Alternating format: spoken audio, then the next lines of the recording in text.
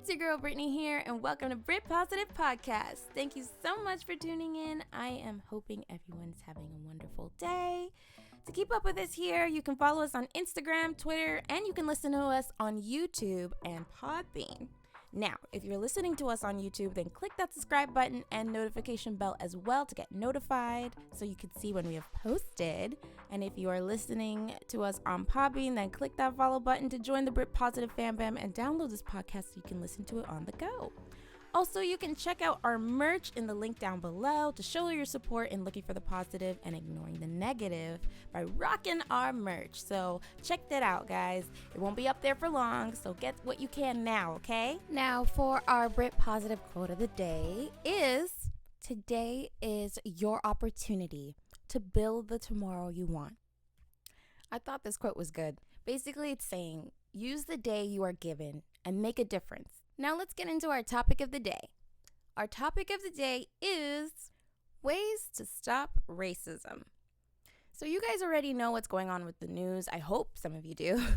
With everything that's going on and the whole Black Lives Matter protest that's been happening all over the globe, which I just get very inspired seeing that, just to know that we're all wanting change. We all want more treating people the way they need to be treated kind of world. And by goodness golly, I'm just so glad we're finally getting to that point. But more so, it's not like we got there yet. The work has just begun. But it's a good thing to see. It's a good step. It's a good first step. So on today's podcast, I have a good friend of mine named Miranda who is going to discuss with me on ways to help stop racism. So I hope you guys can just sit back, relax, and just enjoy this discussion me and her have. I think this is just one of those ways of helping in this movement of ending racism, is talking about it and many more. So, hey guys, this is my girl here, Miranda. Say hi, Miranda. Hello, hi. How are you, girl? I'm good. How are you? I'm great. Thank you so much for coming on the show. Thank you for having me. This is so exciting. I know. I wish you were here in person just because, that's how I usually do my podcast with people. But because of Corona and quarantine and everything, this is just for safety precautions. You're over there, wherever you may be, and I'm over here. I'm home. Yes, you're home. I'm home Where too. you're supposed to be. Exactly. But how has the whole quarantine life been for you? Well, I've been working, so it's honestly just been me at work and then me going home. And then when I get home from work, I have to, go shower right away. I have to sanitize. And, it's also kind of confusing because, I don't know, with phase 2 happening, what are the precautions you're supposed to be taking right now? What am I supposed to be doing as a person who worked during the pandemic? Yeah. It's just all confusing. I think it may stay normal for you in what, you're doing already, but for me, it's I hardly go out, so I'm a bit nervous for phase 2, to be honest. I think if phase 2 comes, you should just kind of wait until maybe phase 3. That way, those people who are dying for phase 2 go out, and then you can see if any of the cases rise. And then if they do, then you stay home. You're good. And I hope no one dies in phase 2. But I hear what you're saying. You know what I mean? No, I hear what you're saying. It's let's see if they survive phase 2 first before I come out. Then when phase 3 come, I'll be like, we're good. There you go. That's what I meant.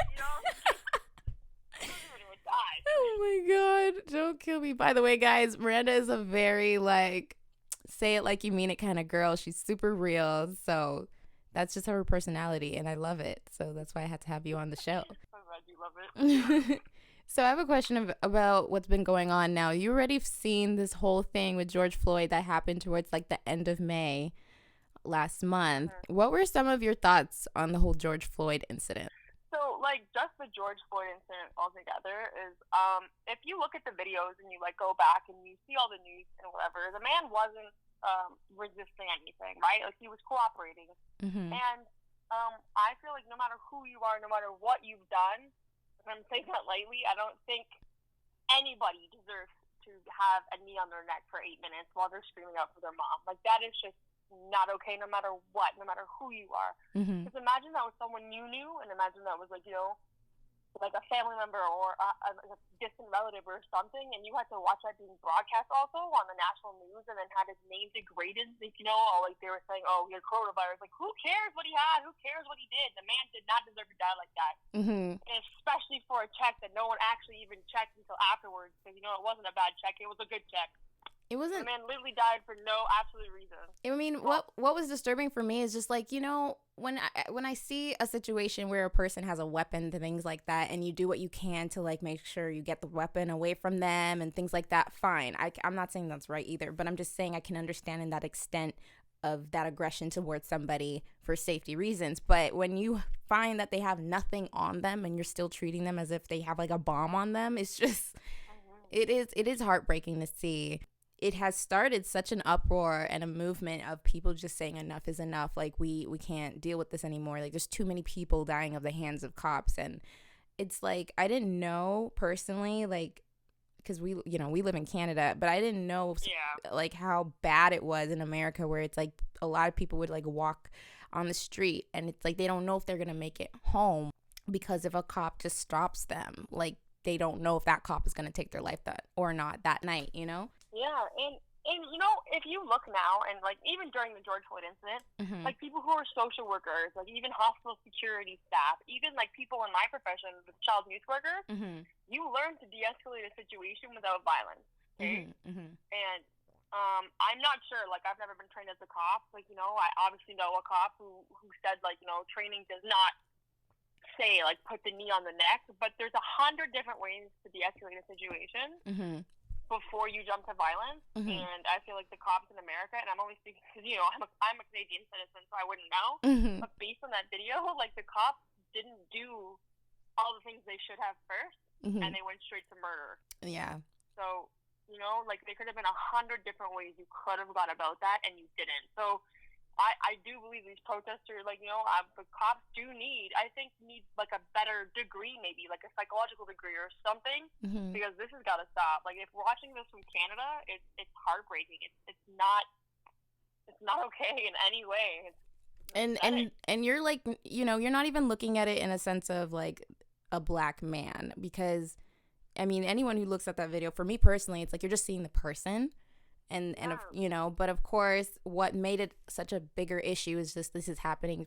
Like, there's a target on the black community alone when this stuff kind of happens, right? And you being a person who's not of color, how did you view it? Like, did you view it as, oh, a black guy being killed by a cop again, or did you see it as a person? Like, what was your view when you first saw it? Well, I hate saying this, and we've discussed this before. So Mm-hmm. I was raised to see every single person as a person. Mm-hmm. Like, color was never, and this might be ignorant of me, but to me, like, I'm not racist, okay, in Mm-hmm. any way, shape, or form, as you know. Mm-hmm. And so to me, I just saw a father on that floor. I saw a son on that floor. I saw a neighbor. I saw a friend. I saw a man, you know what I mean, begging for his life. I didn't see a person of color. Mm-hmm.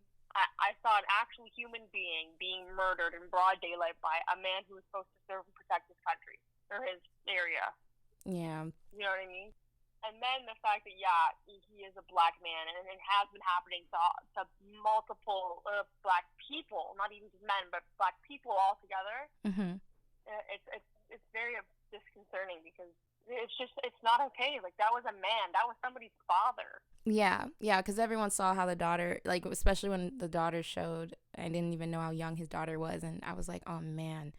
That's how she had to lose her dad right there. And it's like a videos of it on YouTube. Yeah. So like any day she grows up and she's like, I want to see my father's last days. That's just rough. Yeah, and then she's going to be everywhere. So someone's going to stop on the street. Like, imagine all the people now. But imagine if those little white people that are just awful, Mm-hmm. that are going to go up to her and be like, yeah, they're trying to kill your father or something like that. But that's what she's going to have to go through the rest of her life. Hopefully not. No, but it's just not, that's just, God, feel so bad for her. Like, you know what I mean? And every person who's father, mother, son, brother been murdered by a cop. Right. Looking at how that one incident has like made such a trend right now with social media, celebrities, and just everybody once again, because this isn't the first time, but once again are going on social media talking about the issue of racism in America and all over the globe. And there's been protesting all over the globe. in different places like France, and I can't name a lot of them, but it's a lot. And because there's so many, like I don't even want to, say the wrong country or anything, but I do remember seeing France protest as well. And do you think there's the UK and the stuff UK, as well, yes. Oh, yes, the UK was going at it. And then there was also, I think, in Montreal and Vancouver for sure, and Toronto. Ottawa, Yeah. Mm-hmm. Here even, Aurora, little town of Aurora had it. Really? Yeah, I missed it because I was at work. But yeah, I saw them on the street. They had all their signs and they were just going. That's crazy. But I was going to ask you, do you think this is just a trend right now or the beginning of a new movement to bring about change in society? Like, I like that we are talking about it, and I like that it is really out there in that whole discussion, but I am a bit afraid like this is just something people are talking about until something new happens. You know what I mean? So what do you think about that? No, I hope it's not a new trend. I hope it's the beginning of a new movement, but what as a society, or what everybody needs basically, is to keep the discussion alive. Because if the discussion never drives, and I'm saying like not the protesting, not anything like that, but the discussion of racism itself, if we just continue that and we keep, just blasting on social media every time we see something we don't like, calling somebody out, sooner, it'll be like the same as if, like those kid leashes. I hate to use this as an example, but remember how so many people use those kid leashes, and then it went on social media, and now if you see a person with a kid leash, you have to call like 911 or something. Oh yeah, because that used to be a thing. And then, and now it's like, I think they're not allowed to use it. No, and that's what I think we need to do with this. I'm kind of hoping it will bring a new movement, or bring a change in society if we keep the discussions open. Yeah. Like, we cannot forget that this is happening still. We need to say their names. We need to continue standing up for when we see racism. Like, we need to just keep the discussion open. And then I do think it'll be a new movement. But if we don't, and if everybody, and I'm not talking about, like, black, white, Spanish, everybody stops talking about racism, and only one or two people did, like it was before this, then 100% it'll be a trend right now. But as long as we keep the discussion open, I do believe that it's a new beginning. That's true. That's true. Because on this podcast, our topic of the day is ways to help stop racism. So I wanted to have that discussion with you, and just looking at like what are your thoughts or ideas you want to share with everyone on like how could that be a thing for us to stop it. One of them that I came up with was just like, don't assume you won't get along with someone because you and them are a different race. You know what I mean? Like just simply talk to them anyway, get to know them for who they are, and they can, end up being literally your new best bud, or find out their interests and dislikes. Like, that's not being racist right there in that act, in how you communicate with people, And like, I think it was the other night or so, I was talking to you, and I was like, what were, your thing when you first met me? Because like, I don't know, maybe it's me, but I can tell when someone's racist to me, and I can tell when someone's not. And when I met you, I did not think you were racist at all. And it's not because you were like extra nice to me or anything. It was just how you treated me. You treated me like a person, a human, like anyone else, well,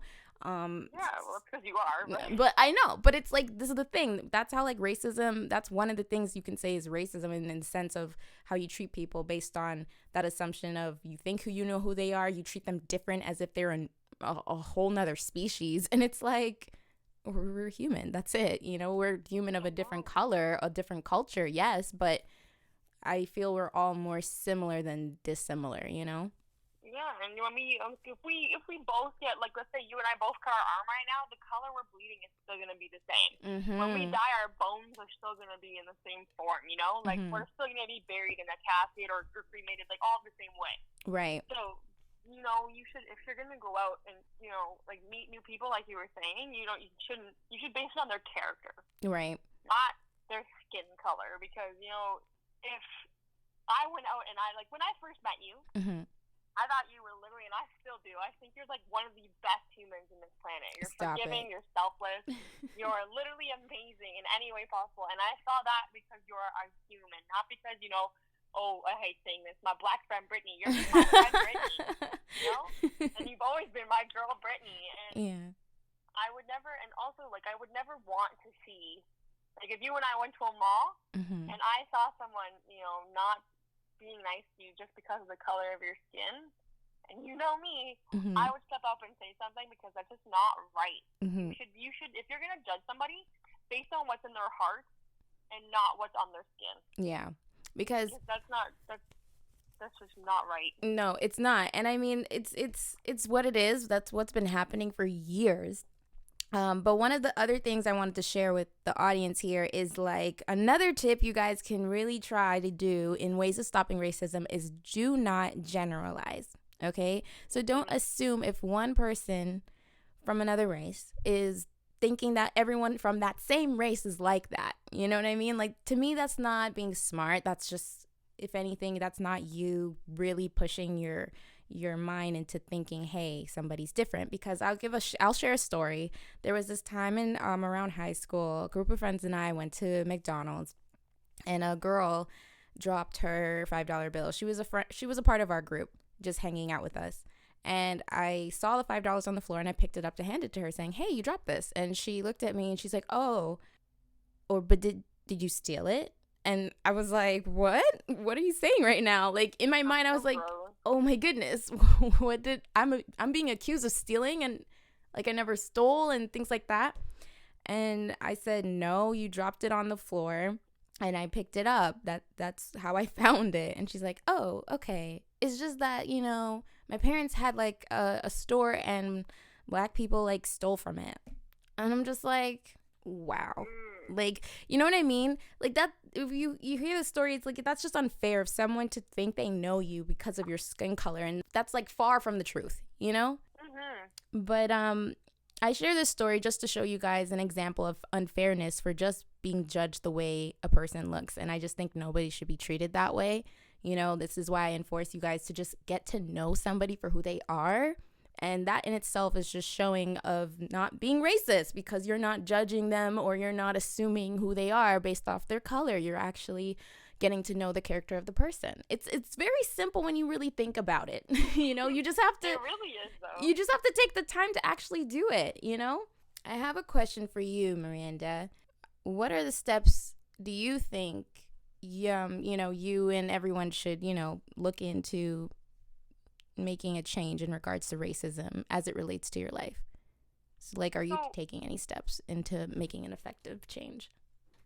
Well, I would like to, educate myself more on, I guess, when you and I had this discussion, I said I would like to educate myself more on, I guess, more history pertaining to, what the black people have gone through. Mm-hmm. But also, from over here in Canada, and I hate saying this, I can donate to whatever. I can protest as long as I want. But what am I really going to do besides what I can do? And that is basically, if I see the racism, you as a white person, well, not you, but as a white person, if you see racism, you have to curb it. You have to basically, and if you see a young child even, or an older child, you should have to educate them and let them know, that's not the right way to go about these things. If you don't like that person, it should be about how they are. If they're rude, 100% don't like them, that's fine. But if they're, black, that has no literally merit to why you don't like them. Right. So, for me, I'm just going to keep, if I see racism, I'm just going to curb it. I'm just going to, be like, no, that is not the right thing to do. I don't care where I am, who's with me. I don't care where I'm going, who I'm going to see. It's just, it's got to be the discussion. Like I said earlier, the discussion still has to go on. Right. And basically, the white people really have to continue this discussion because we're basically the cause of it all.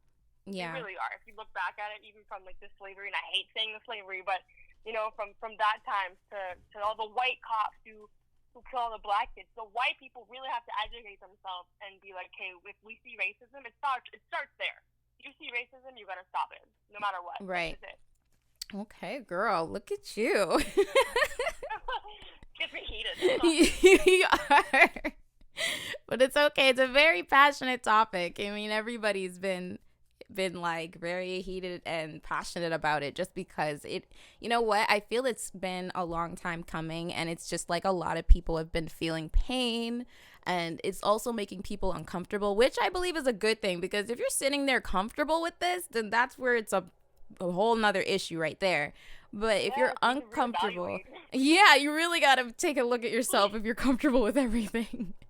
But But if you are uncomfortable, invite that, just because it's just showing that you and yourself don't feel it's right. And in that sense, that's where the change will start. And the change, I believe, starts with the person. So I can say a bunch of things here, which I'm just giving you suggestions for you guys to try in being a part of, stopping it and stopping racism when you see it, or if it's around you, or, even in the middle of you thinking or doing something that could look or could be considered racist. It's like, these are just suggestions for you guys to just try on your own time. And most importantly, when it's at that point of making that decision of who you're going to be and how you're going to treat people, My third tip is treat others the way you want to be treated. It's so simple, like I said before, but if someone's hurting you or disrespecting you or just, treating you negatively, just don't do that to somebody else, because you must know how that feels. And I believe a lot of us, if you really take this in, like, Miranda, I'll ask you, like, would you want to be treated like George Floyd? Like what you 100% saw? No. Exactly. Like, no way, shape, or form. Exactly. So it's like you just wouldn't do that to somebody else. It's as simple as that. It's like a very simple act. Just treat people the way you want to be treated. And I believe that in itself is making waves. That's really bringing us together. And with the whole protest thing, I really like, it is a thing where, you see, the protest thing to me is not just like seeing a bunch of black people protesting this. I love seeing white and like different people of race come together, because it's just saying we all want to be treated the same. It's just treat people the way you want to be treated. And I just think that's so beautiful. So, guys, get out there and just be the change, What are things you see yourself doing in being an ally for the black community and to fight against racism as a whole? Being an ally can mean like a bunch of different things. And like I said earlier, you can protest, you can donate, but being an ally is basically like you just have to stick up for the races. Like not like the races. You know what I mean? Like if there's racism, and you really like. Okay, I'll give you an example. Sorry. I have one friend from school. She's mixed, and I have another friend from school who is Aboriginal. And when we have these discussions in class about what happened what happened to the Aboriginals, or what happened to the black children, and why there was like asylums and stuff built for them, you really gotta ask yourself, but why was it built for just them? So I guess what I'm trying to get to is you have to basically ask yourself, as a white person, not you guys, as a white person, ask yourself, is this really how, if I had a child, would I want them to go and be racist, or would I want them to go and accept everybody as a whole? So, you have to basically just keep on sticking up. This is what I'm going to say, because I don't really know. You have to basically just, stick up for those you see. If I saw George Floyd right now, girl, and you know me too well, I would try, and I would probably intervene myself, because I know I can use my privilege, my white privilege, to stick up for someone who doesn't have the same privilege as I do. Right. So that's what I would use, actually. I would use my white privilege to help those, because you know what? I hate saying it, but us white people, we are privileged. I can walk down the street, no problem. No one's going to look at me differently. I mean, I'm a girl, so it's a little different. But I'm white. I can walk into a store right now, no one's going to judge me. But it's different for you guys. So, I would just use my white privilege and be like, yo, listen, you got to check these people. Be like, you cannot keep doing this, because you're not going to accept me, but you can't accept them. We're all human. You have to accept them. No, and you know what? There's a thing in just calling people out, because I see racism a bit similar, very, very, not too similar, but similar in the sense of bullying, because just like what they taught us in school about, hey, if you see somebody getting bullied or someone is being bullied, they give that whole, you have to tell somebody, let somebody know, go to somebody about this.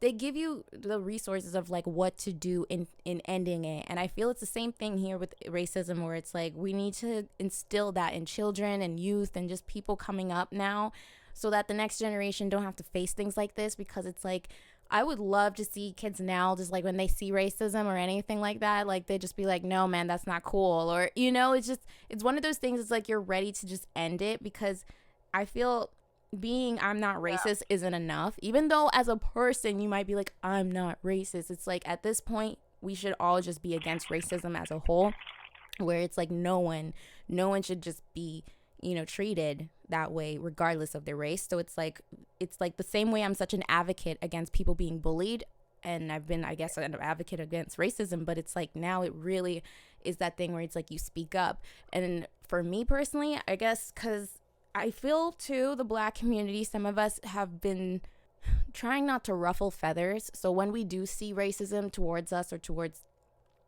anybody or whatever the situation may be, it's like we just tend to have to like let it go, and like for me as a Christian, it's like I will always be like, okay, let me let go and let God, like give it to God, don't take it on, because I mean it happens, and I think it's ingrained in me and like how I just like try to get through life, because it's just something where I guess I'm used to, which is sad. You shouldn't even be used to this, but it is my reality.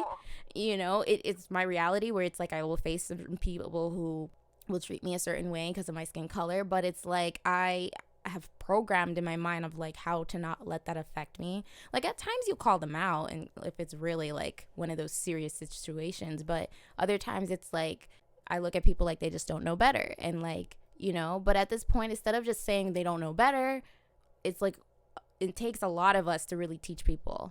In school, I only learned about like the Jewish Holocaust thing and the Aboriginals. I learned about slavery, and I went to a Catholic school. No way, they never taught me about slavery where I was. Oh, they did, but that's because I think I grew up in Brampton, so my race was the minority. Mm-hmm. So, like, I think they touched base on it because I don't know, I hate saying this because I love that school. And so, like, maybe they touched base on it because there was more people of color there than there was white. Mm-hmm. So it was okay for them. Mm-hmm. Because I'm sure, like, here in Newmarket, I didn't learn nothing about that because we're a predominantly white neighborhood. Mm-hmm. So it was more so I think they taught it, like, also, they taught it in, like, religion.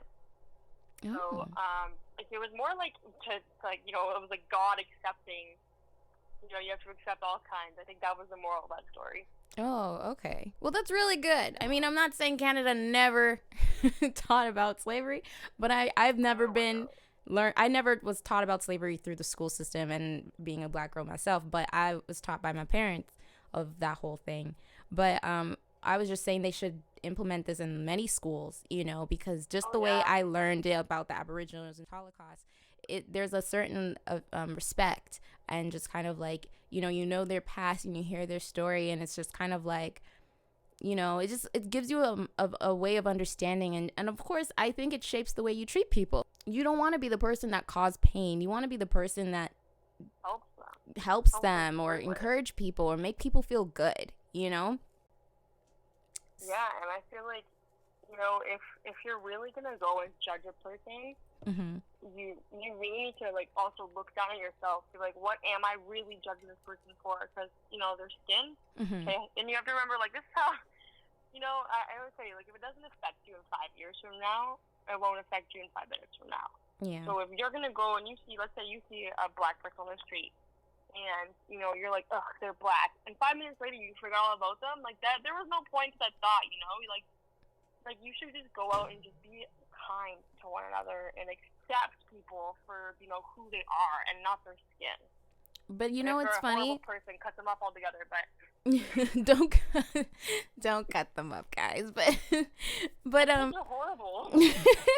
But my thing is, it's like, there are, and then this is the facts, is there are people who don't want the change. They don't want to see us as people as well. And like, I don't know if you've ran into anyone who thinks like this, but like, how would you, like, and this is why it's like, for you to be an ally, how would you try to help someone see it as, look, dude, they're human, man. They're not a different like species, like, gosh, because there's just people who are just like, no, I don't want them to be treated equal. No, I don't want a Black president. No, I don't want any of that. Like, Black people just need to go about their business. They need to just go away.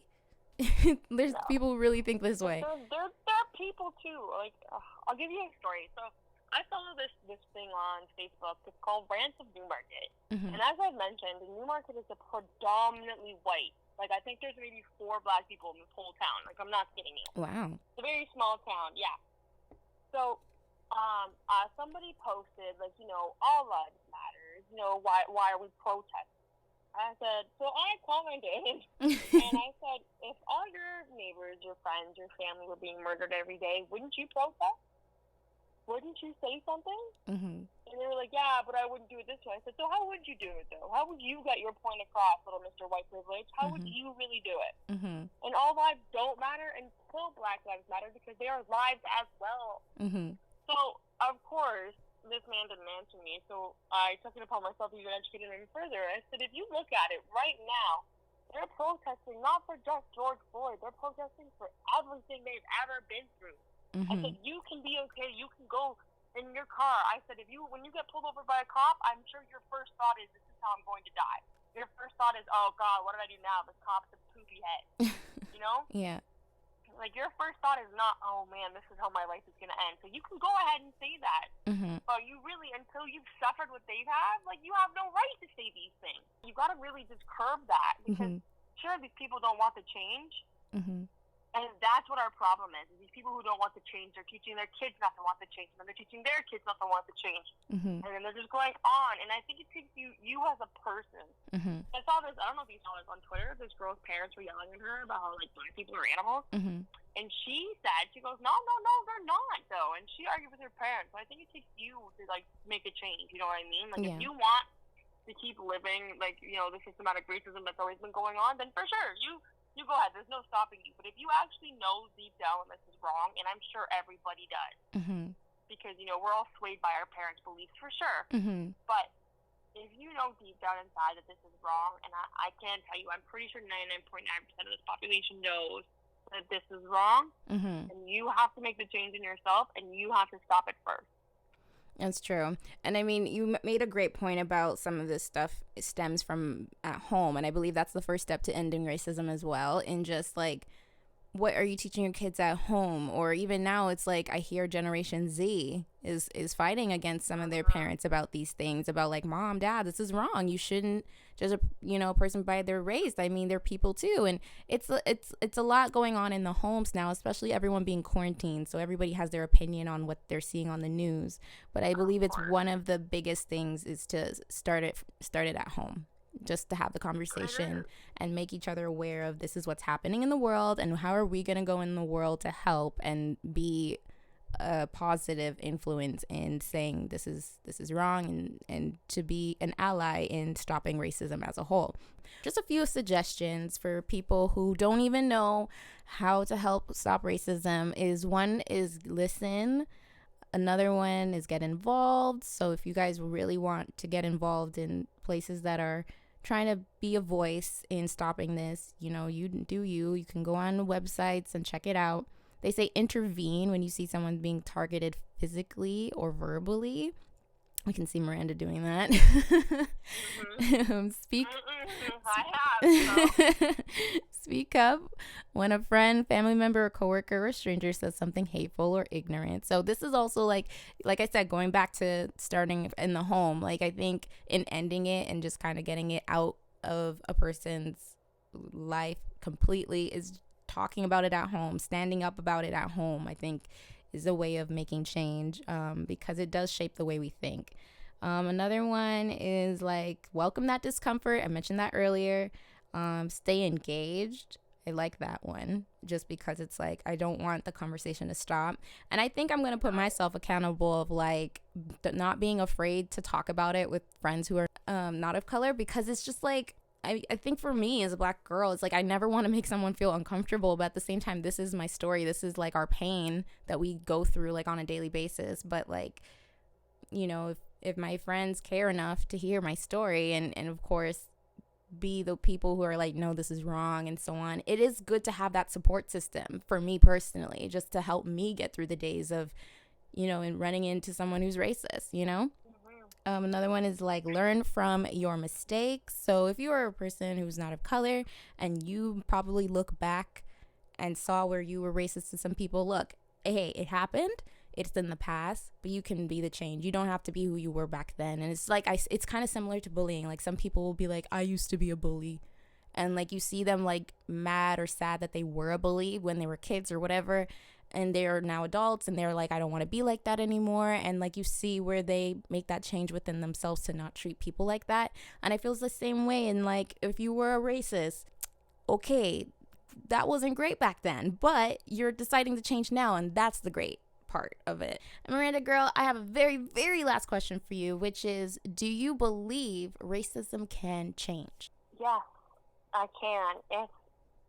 It starts with, I hate saying it starts with the racist. Because, like, think about how many people are out there protesting, right? Or how many people like you and I who are like, yeah, we've never, or like me, who's never really thought of racism in a sense, because I've always seen people as people. Mm-hmm. Like, I knew racism existed, but I've never been like, oh, that person's black. It starts with those people who discriminate against others for their colors, and that's where it really comes down to. And I know it might take a while, because, there's still, like, the systematic racism. Great-great-grandfather still kicking around. And that too. But, yeah. But, I think it starts with basically, like, it's got to start with the racist, or the racist just allowing themselves maybe to just listen mm-hmm. to why they need to change. Mm-hmm. Because right now they're being ignorant, not even ignorant, sorry, because, they have knowledge, but, they're not really understanding. Mm-hmm. They're just going with what they believe in, but they need to, once they, I think, they open up their hearts and their ears, mm-hmm. I think it could all possibly change. But like I said, the discussion cannot stop that. The discussion has to keep going. Mm-hmm. So people have to be afraid to be racist, Mm-hmm. People have to be afraid.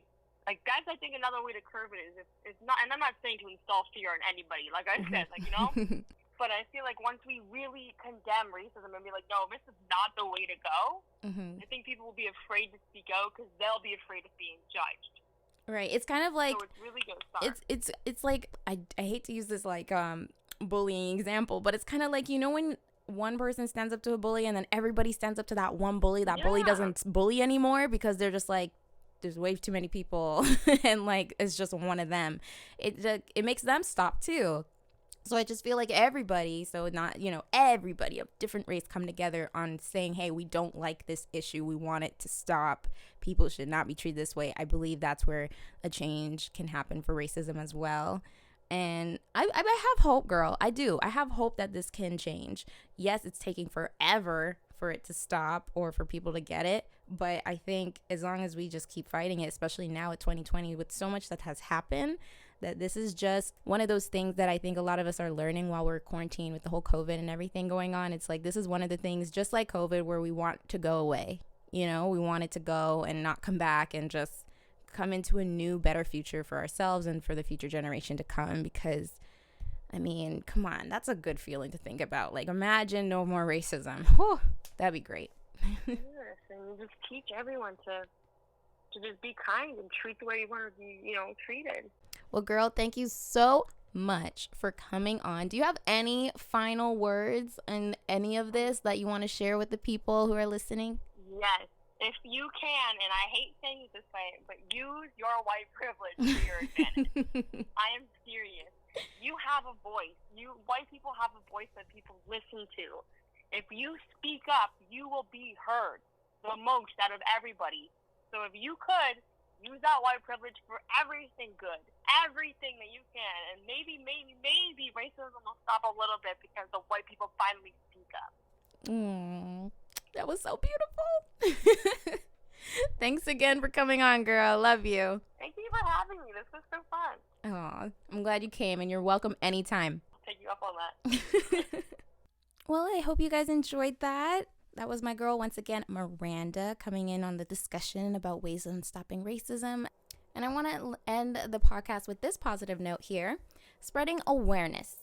Use your voice on whatever platform you have. Start conversations with your family and friends. Stop tolerating and start confronting casual and everyday racism. Step in and speak up. Don't allow racist behavior to go unchecked. Thank you guys for tuning in on this podcast. If you like what you heard, click the like button down below and subscribe for more. Hope you guys have a wonderful rest of the week. See you next time. Bye.